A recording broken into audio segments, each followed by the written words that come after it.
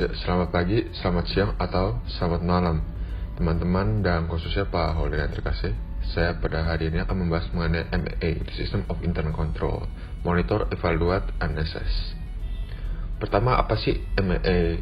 Ini adalah kontrol sistem internal. Pertama kita ke deskripsi terlebih dahulu. MEA, System of Internal Control adalah proses yang memonitor dan evaluasi lingkungan pengendalian secara terus-menerus, termasuk penilaian mandiri dan tinjauan jaminan independen, dan memungkinkan manajemen untuk mengidentifikasi kekurangan dan inefisiensi kontrol dan untuk memulai tindakan perbaikan. Selanjutnya, di dalam sistem ini juga dilakukan perencanaan, pengaturan, dan pemeliharaan standar untuk penilaian pengendalian internal dan kegiatan jaminan. Nah, purpose dari proses ini adalah mendapatkan transparansi bagi key holder tentang kecukupan sistem pengendalian internal, dan selanjutnya juga memberikan kepercayaan dalam operasi. Dan kepercayaan tersebut digunakan untuk mencapai tujuan perusahaan dan pemahaman yang memadai tentang risiko sisa. Selanjutnya ada IT related goal dari proses ini, yaitu adalah mendapatkan kepatuhan TI dan dukungan untuk kepatuhan bisnis dengan hukum dan peraturan eksternal. Selanjutnya juga memanage risiko IT related business dan mendapatkan kepatuhan TI terhadap kebijakan internal. Nah, tujuan atau goals dari proses ini adalah proses sumber daya dan informasi memenuhi persyaratan sistem pengendalian internal perusahaan, dan semua inisiatif penjaminan direncanakan dan dilaksanakan secara efektif. Lalu kemudian tersedianya jaminan independen bahwa sistem pengendalian internal beroperasi dan efektif. Dan jangan lupa juga bahwa pengendalian internal ditetapkan dan kekurangan diidentifikasi dan dilaporkan. Selanjutnya adalah praktek manajemennya yang terdapat 8 langkah. Yang pertama ada monitor internal control, monitor kontrol internal. Di dalam monitor internal control ini dilakukan pemantauan, pematokan, dan peningkatan lingkungan pengendalian IT, serta juga mengontrol framework demi terwujudnya objektif perusahaan. Di dalam tahap ini dilakukan berbagai aktivitas. Yang pertama adalah melakukan kegiatan pemantauan dan evaluasi pengendalian internal berdasarkan standar tata kelola organisasi serta kerangka kerja dan praktik yang diterima industri, termasuk pemantauan dan evaluasi efisiensi dan efektivitas tinjauan pengawasan manajerial.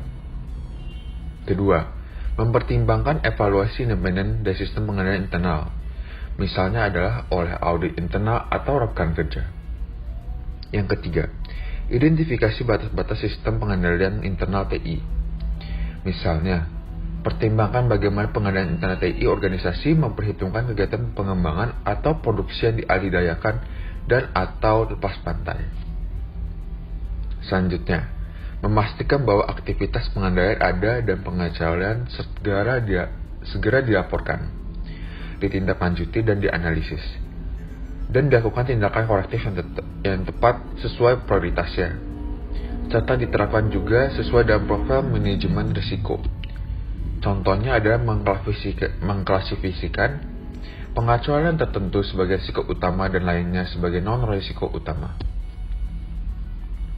Yang kelima, menjaga sistem pengendalian internal TI dengan mempertimbangkan perubahan yang sedang terjadi di dalam bisnis dan risiko TI, lingkungan pengendalian organisasi, proses bisnis, dan TI yang relevan, serta risiko TI. Jika ada celah, evaluasi dan rekomendasikan perubahan.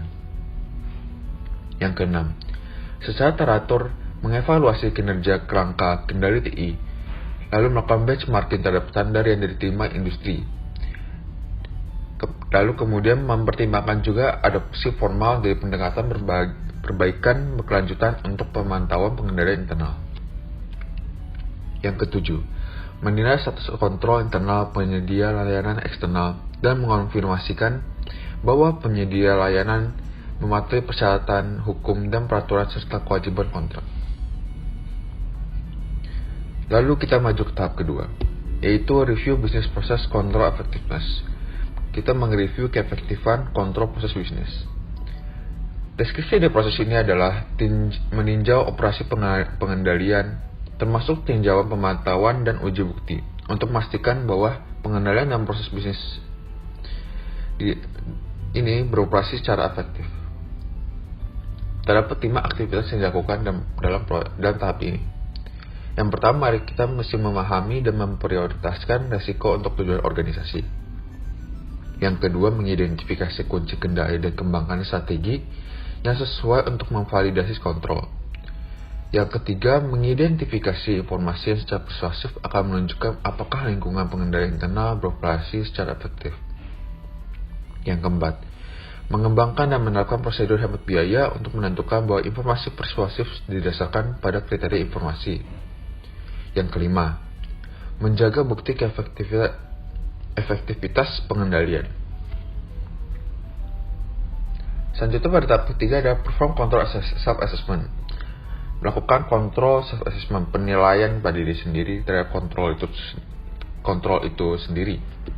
Deskripsi dari proses ini adalah mendorong manajemen dan pemilik proses untuk memiliki kepemilikan positif atas peningkatan kontrol.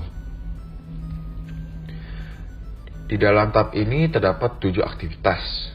Yang pertama, menjaga rencana dari ruang lingkup, serta mengidentifikasi juga kriteria evaluasi untuk melakukan penilaian diri.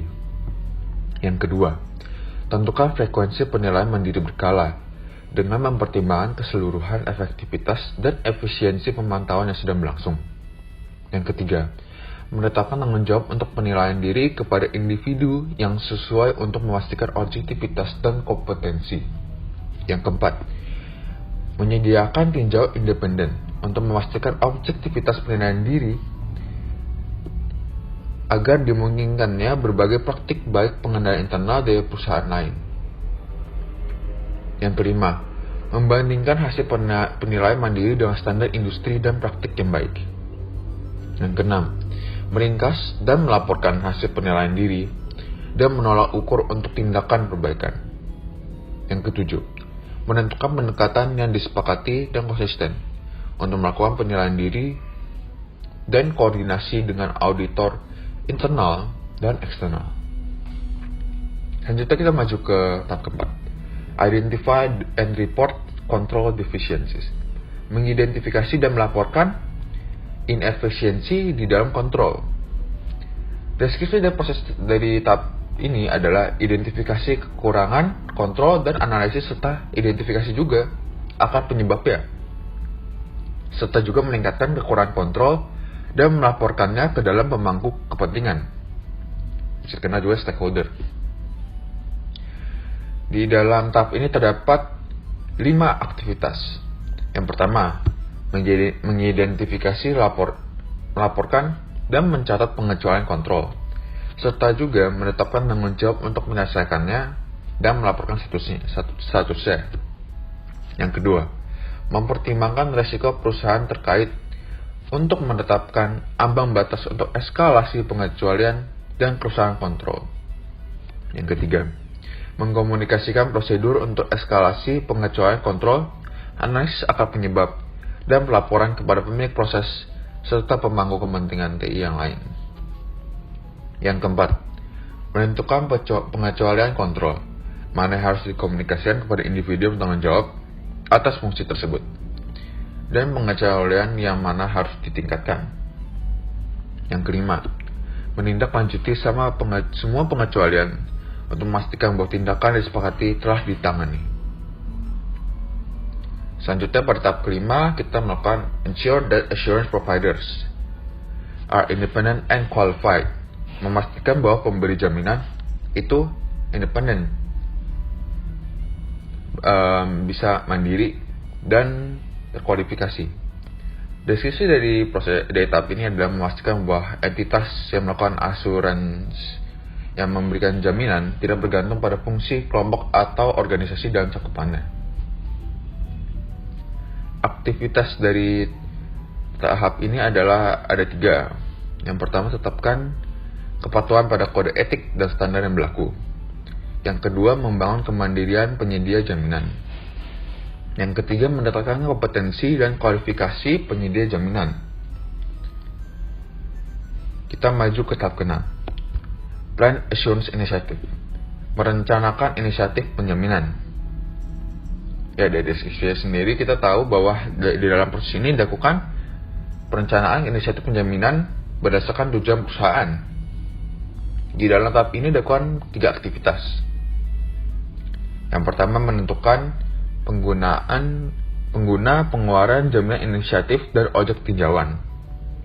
Yang kedua, melakukan penilaian risiko tingkat tinggi dan penilaian kemampuan proses untuk mendiagnosis risiko serta mengidentifikasi proses TI yang penting. Yang ketiga, memilih, menyesuaikan, dan mencapai kesepakatan tentang tujuan pengendalian untuk proses krisis yang akan menjadi dasar untuk penilaian pengendalian. Selanjutnya pada tahap 7 terdapat Scope Assured Initiatives, menentukan ruang lingkup atau Scope Initiative Assurance, penjaminan inisiatif. Deskripsi proses ini adalah kita menentukan dan menyepakati dengan manajemen tentang ruang lingkup inisiatif jaminan berdasarkan tujuan jaminan tersebut. Di dalam tahap ini terdapat 5 aktivitas. Yang pertama, menentukan ruang lingkup aktual dengan mengidentifikasi perusahaan dan tujuan TI untuk lingkungan yang sedang ditinjau, kumpulan proses dan sumber daya TI, dan semua entitasnya juga.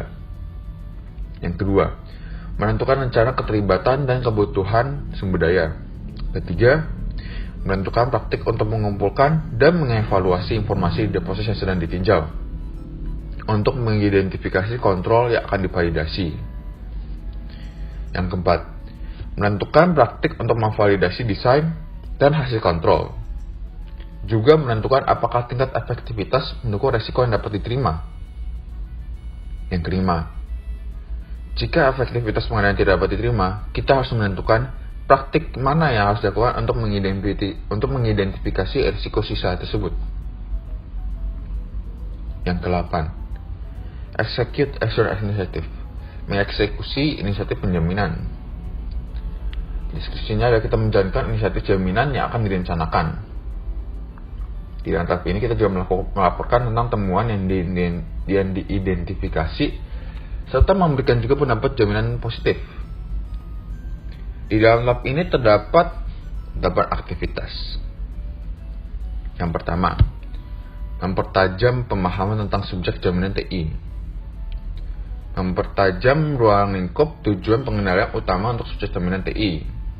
Selanjutnya kita juga menguji keefektifan desain pengendalian dari tujuan pengendalian utama. Lalu kemudian sebagai alternatif atau tambahan, menguji hasil dari tujuan pengendalian kunci. Kelima, kita mendokumentasikan dampak kelemahan kontrol.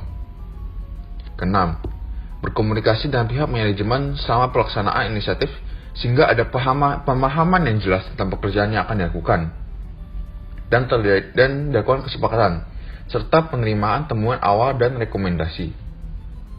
Yang ketujuh, mengawasi aktivitas penjaminan dan memastikan pekerjaan yang akan dilakukan sesuai, memenuhi tujuan, dan memiliki kualitas yang dapat diterima. Ke-8, kita memberikan laporan kepada manajemen selaras dan kerangka acuan ruang lingkup dan standar pelaporan yang disepakati untuk mendukung hasil inisiatif dan memungkinkan fokus yang jelas pada masa utama tindakan penting. Nah, ya, berikut ada penjelasan mengenai MMA di sistem internal control, bagian kedua dari monitor, assess, dan evaluate. Mohon maaf jika ada kekurangan kata-kata ataupun ketidakenakan dalam bahasa saya. Sekian dan terima kasih.